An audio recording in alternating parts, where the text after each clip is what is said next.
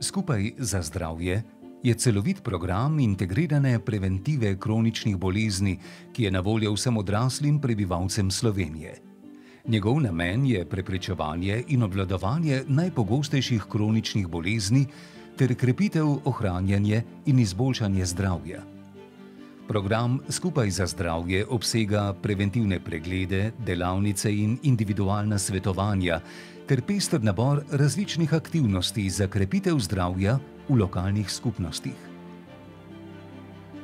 Preventivne preglede, katerih namen je zgodnje odkrivanje dejavnikov tveganja za razvoj kroničnih bolezni ter oseb z zgodnjimi oblikami kroničnih bolezni, izvajajo diplomirane medicinske sestre v ambulantah družinske medicine.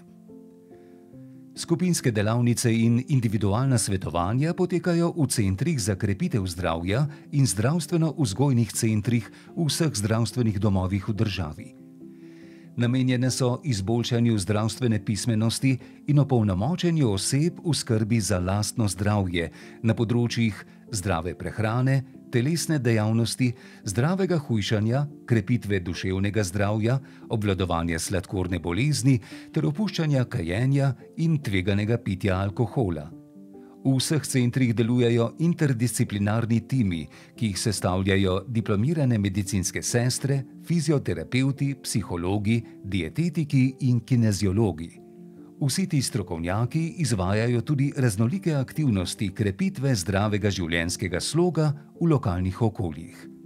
Za razvojno-raziskovalno dejavnost ter upravljanje programa Skupaj za zdravje skrbi Nacionalni inštitut za javno zdravje v sodelovanju s strokovnjaki iz osnovne zdravstvene dejavnosti ter številnimi drugimi zdravstvenimi delavci in sodelavci. Zakaj je leta 2002 Slovenija potrebovala nacionalni program primarne preventive srčno-žilnih bolezni?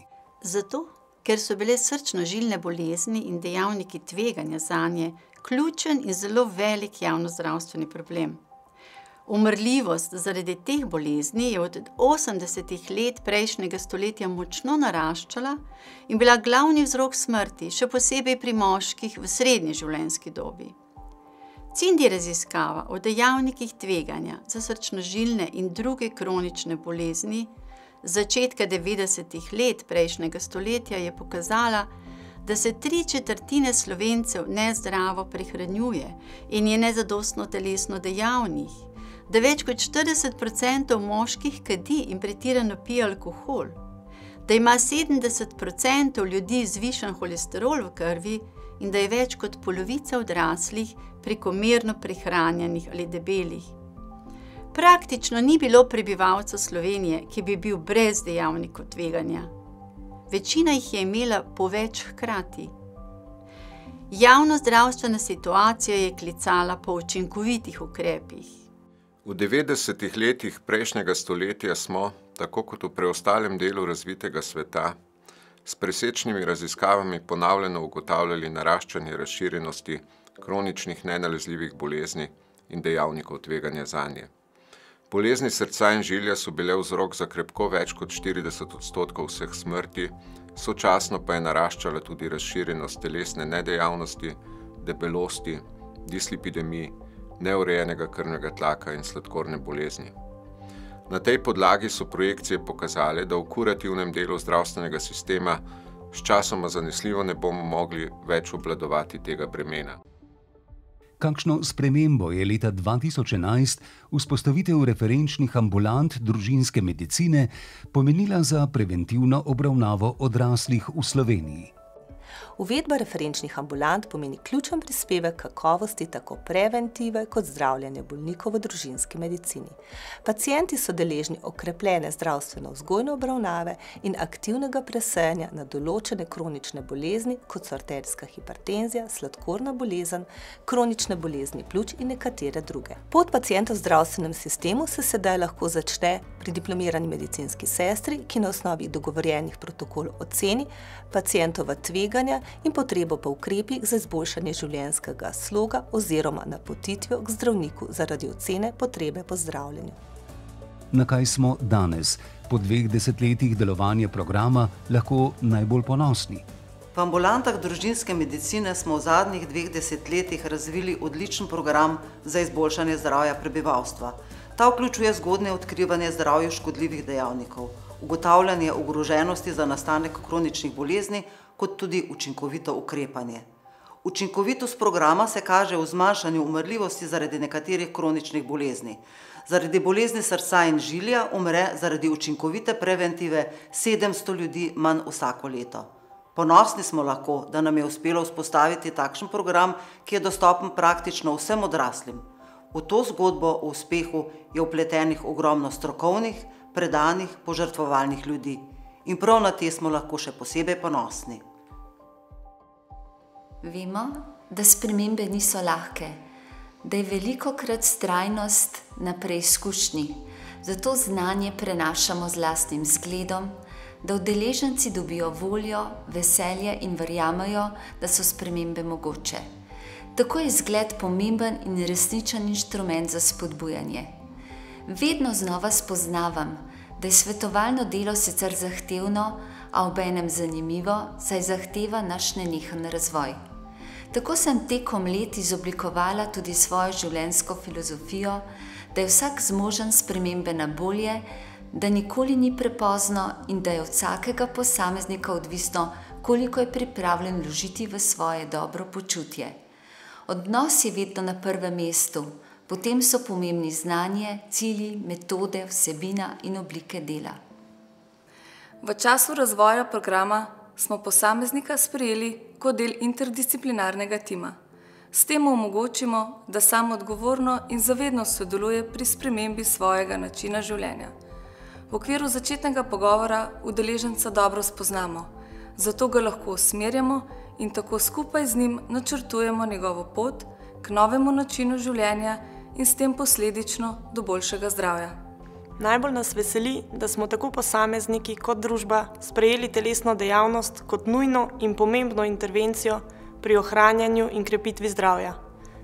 Ni lepšega, kot po obravnavi slišati od udeleženke, ki v burno življenje med službo in družino ni uspelo vključiti še telesne dejavnosti, da sedaj parkira avto 500 metrov od službe, ter ko čaka hčerko pred glasbeno šolo, v bližnjem parku naredi še vaje za moč.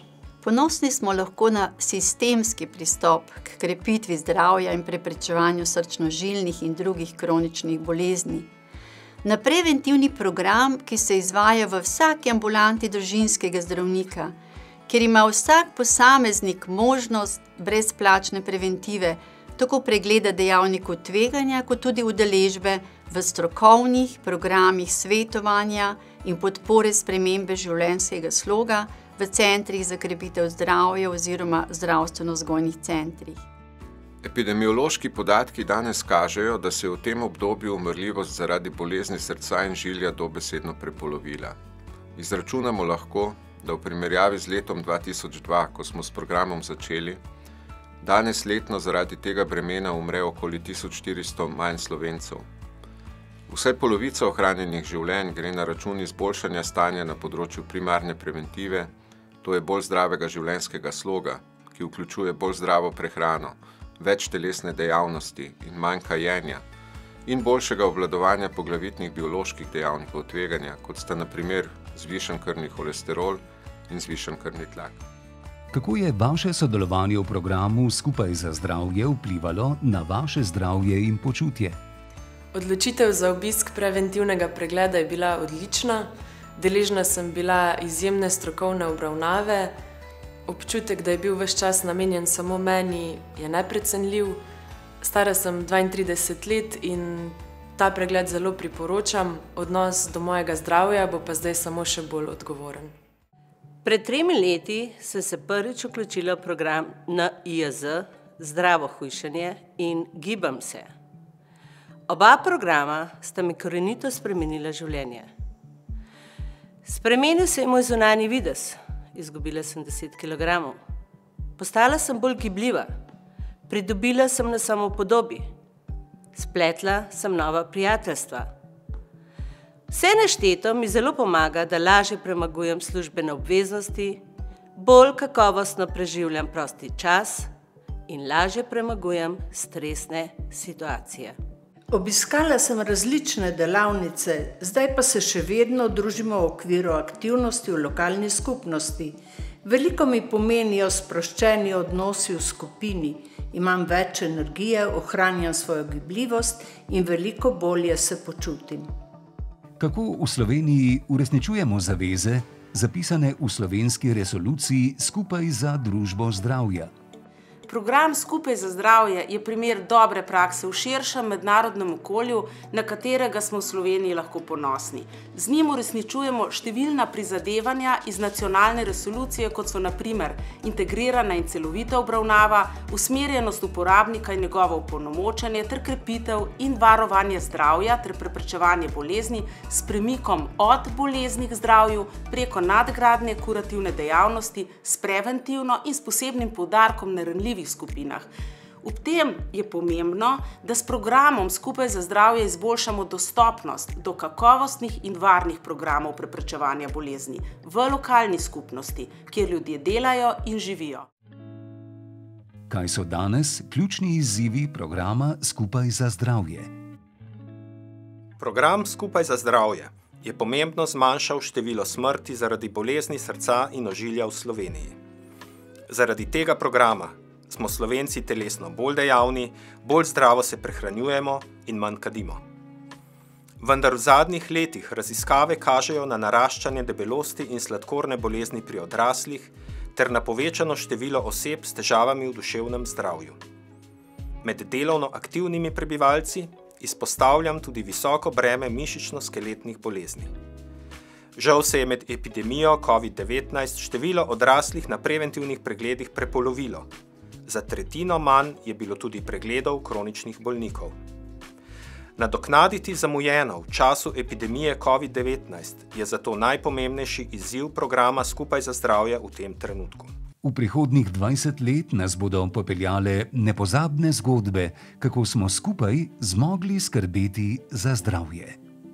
Ko sem bolniku, ki se rekreativno ukvarja s športom, razložila, da bo treba živeti bolj zdravo, je izjavil: dal bom vse od sebe, boril se bom do zadnjih atomov moči, da bom bolj zdravo živel. Športniki že vedo, kaj ne? Gospod, ki je uspešno opustil kajenje, mi je še veliko let, kadarkoli me je srečal, sporočal, da še vedno vztraja. Ker je doma v bližini zdravstvenega doma, se je vozil s kolesom in če me je videl na drugi strani ceste, je nemenečce za druge glasno zaklical: gospa profesor, še vedno ne kadim in se počutim odlično. Med številnimi dogodki, ki so se mi tekom izvajanja in udejanjanja tega programa najbolj vtisnili v spomin, bi izpostavil naslednjega. Ko smo obiskovali zdravstvene domove in zdravstveno-vzgojne centre po Sloveniji, še v prvem desetletju delovanja programa, je ena izmed zdravnic na takem srečanju navdušeno povedala: ja, vem, da ta program deluje, kajti samo v tem času se je število bolnikov z infarktom med mojimi opredeljenimi pacienti zmanjšalo najmanj za polovico.